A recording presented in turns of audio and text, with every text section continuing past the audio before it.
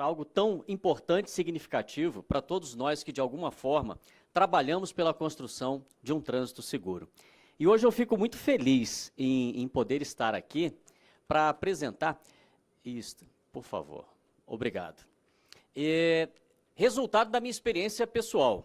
Eu fiquei por mais de 30 anos trabalhando no mercado da aviação. Eu sou piloto de aviões, de helicópteros, trabalhei na aviação militar, na aviação civil e vivi uma realidade do cuidado e da preocupação com a segurança. E já há alguns anos venho trabalhando com a questão do trânsito, né? Nunca pensei que, fosse enveredar por essa área, mas eu vejo que é de absoluta importância, porque nós temos uma percepção de que o mundo da aviação ele é muito diferente do universo do trânsito rodoviário. E não é. Ele tem muito mais pontos em comum do que divergências. Os resultados, sim, são bem diferentes, porque nós temos um percentual de acidentes, de sinistros na aviação muito menor, e também o grau de fatalidade em relação à população, ele também é bem menor. E eu recebi esse convite do Risoto para vir aqui, para trazer qual é a minha percepção de quais seriam as boas práticas oriundas desse universo da aviação, e eu coloco ali que são as boas práticas que evitam tragédias, das aerovias para as rodovias. Se puder dar um enter aí, por favor. E aí eu coloquei duas imagens ali muito próximas, porque acreditam que pilotos são aqueles que precisam tomar decisões muito rápidas, precisam ter uma velocidade de raciocínio muito grande, mas se esquecem que os condutores em geral, ali um caminhoneiro, eles também precisam ter essa capacidade. E isso está muito ligado à sua formação. E aí isso me lembra uma história de que durante essa pandemia um médico deu muitas palestras, muitas, sempre, e ele tinha medo de andar de avião, de helicóptero, ia sempre de carro, e era sempre o mesmo motorista que o levava. E depois de levá-lo para mais de 200, 300 apresentações, numa delas o motorista falou: olha, doutor, eu já vi o senhor falar tantas vezes a mesma coisa, que se o senhor deixar as transparências lá, eu acho que eu apresento essa palestra para o senhor. Aí ele falou: então para esse carro aí. Aí parou, foi lá, tirou o jaleco dele, colocou no motorista, pegou o cap do motorista e falou: vamos lá, vamos chamar o pessoal lá, não me conhece muito bem mesmo, só de nome. Aí parou na porta e aí desceu lá o motorista, se apresentou com a sequência de slides, falou brilhantemente o que ele já tinha ouvido centenas de vezes, e aí veio para a questão para a hora das perguntas, E tal, o médico sentadinho lá no fundo falou: que esse danado é bom mesmo, rapaz. Ele prestou atenção no que eu vim falando. E as perguntas eram muito próximas e ele foi respondendo, mas sempre tem aquele que faz aquela pergunta, Mas, doutor, eu estava nas suas orientações dentro do procedimento do ato cirúrgico, caso nós tenhamos uma hemorragia, então a intervenção, ela deve... Gostaria de saber a sua opinião a respeito disso, desse caso complexo. E aí o motorista falou: meu caro, você acha que ele é complexo, mas ele é tão simples, que eu vou pedir o meu motorista, que está sentado lá atrás, para responder a sua pergunta. Então, senhores, isso é uma brincadeira, mas só para dizer que todos os profissionais precisam ser capacitados para, no momento certo, saberem reagir. E nós olhamos hoje uma cabine de um avião e nós vemos ali a boleia em que está aquele caminhoneiro, e as tecnologias, elas foram chegando e se incorporando a essa realidade. Hoje, nós temos muito mais pontos em comum entre esses dois profissionais do que divergências. Passar a próxima, por favor. E existem algumas características, que são muito próximas. E eu puxo aqui o Regulamento Brasileiro de Aviação Civil 120, o RBAC 120, que trata do Programa de Prevenção do Risco Associado ao Uso Indevido de Substâncias Psicoativas na Aviação Civil. Este é um programa que, na aviação, ele é muito antigo, e ele faz o controle toxicológico do consumo de substâncias ilegais, assim como também faz o controle do consumo de álcool.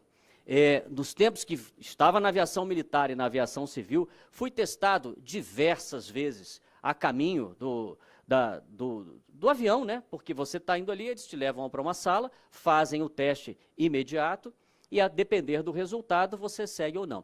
A grande diferença que eu acho que nós podemos trazer da aviação para o transporte rodoviário é que na aviação a empresa aérea, ela é responsável por providenciar o tratamento para aquele piloto que seja identificado um resultado positivo para ele. É claro que isso é fácil de falar, mas não é uma solução simples de ser empregada, mas é um norte que a gente precisa colocar e eu acho que é muito importante para que isso tenha resultados práticos na redução de mortes e lesões no trânsito. E no Penatrans já há indicações para que isso possa acontecer. Controle de jornada. Na aviação civil, isso daí é impensável, porque as multas são milionárias. E a multa vai para a empresa aérea e vai para o piloto. E não tem piloto que queira meter a mão no bolso para pagar aquela multa caríssima por extrapolar a jornada de trabalho. O acompanhamento psicológico. São dois profissionais que sofrem basicamente do mesmo problema, que é a carência. São profissionais que ficam por longos períodos afastados das suas famílias, afastados dos seus círculos de amizades. Lá nos anos 80, né, quando eu comecei a voar, dizia-se que era uma piadinha muito machista, por sinal, mas é que os pilotos são aqueles caras que quando estão dentro do avião falam de mulheres e quando estão com as mulheres só falam de avião. Então, porque são dois universos em que você transita de um para o outro. Na realidade, o convívio familiar ele fica muito prejudicado para esses dois profissionais e a carência de relações das suas amizades, as familiares, elas ficam afetadas. E isso demanda um acompanhamento psicológico para que as suas reações profissionais não sejam afetadas por essa carência que é decorrente da atividade. E o mais importante é que segurança, ela é responsabilidade de todos. Isso daí é um chavão, né? Sim, mas é um chavão que está no mote do Maio Amarelo desse ano, do Juntos Salvamos Vidas. E o juntos é verdade. Esses juntos são todas as áreas. Não adianta querer concentrar todas as suas forças na fiscalização. Ela é extremamente importante. Mas a educação é mais importante? Então eu vou concentrar tudo ali? Não. As rodovias, eu tenho que insistir em quem planeja, constrói, faz a gestão. Não. Tudo isso faz parte de um contexto em que todos eles têm que estar harmonizados. E o resultado é a segurança. Se você não tem esta harmonia e essa união de forças, o resultado não vem.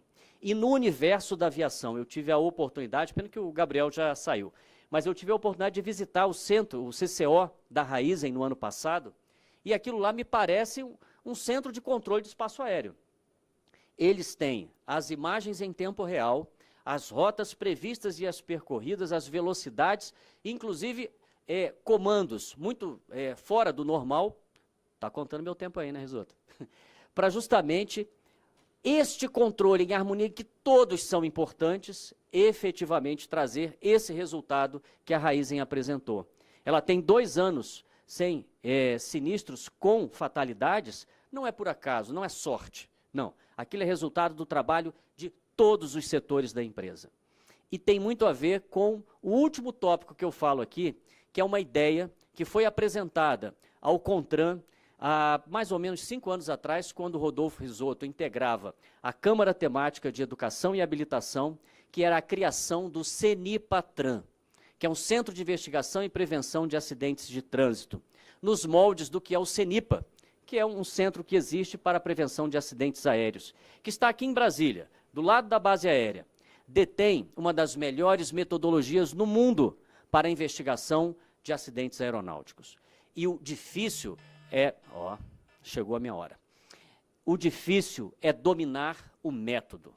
E o Brasil é um dos poucos países do mundo reconhecido internacionalmente por fazer muito bem isto. E eu acho que nós não podemos perder a oportunidade de, ao estarmos próximos, termos um centro de investigação e prevenção de acidentes de trânsito. Se puder passar os 2 próximos, por favor. E nisso daí, a gente pode dar o enter aí, ele vai para diante. Não foi. Não tem problema se não for, não. Mas o importante é que nós podemos trazer das experiências da aviação resultados práticos para melhorarmos a segurança nas nossas vias e podemos levar exemplos do trânsito para o universo da aviação. Porque na aviação, se for implantado um programa semelhante ao que nós temos hoje, que é o exame toxicológico de larga janela de detecção, para o universo dos pilotos, nós vamos conseguir ter uma segurança ainda maior. E este é o exemplo que o trânsito pode levar para a aviação. Eu agradeço aqui a todos que nos assistem aí pelo YouTube, a todos que estão presentes e sigamos aqui ouvindo os demais colegas. Muito obrigado.